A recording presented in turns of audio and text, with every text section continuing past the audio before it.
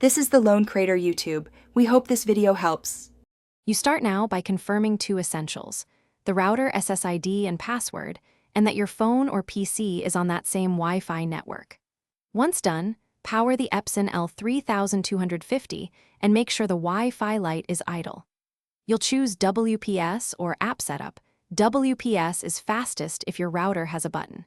If you use WPS, press and hold the printer's Wi-Fi button until it flashes. Then press the router's WPS within 2 minutes.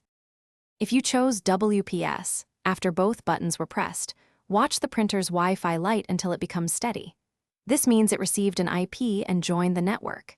If you prefer the app, open Epson iPrint on your phone or download drivers on your PC, then pick Wi-Fi setup, choose your router SSID, and type the password carefully. Make sure the device shows the L3250 on the same network. Once you see a steady Wi-Fi indicator, move to Install Drivers. Finish by installing Epson drivers on your computer or using Epson iPrint to add the printer. Set it as default if you prefer. Print a test page, confirm scanning works from the app, and verify the printer's IP address in your router's device list.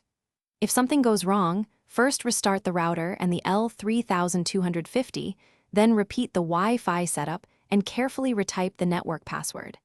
If problems persist, check for firmware updates and ensure no IP address conflicts on your network. Thanks for watching. Consider subscribing if we helped you.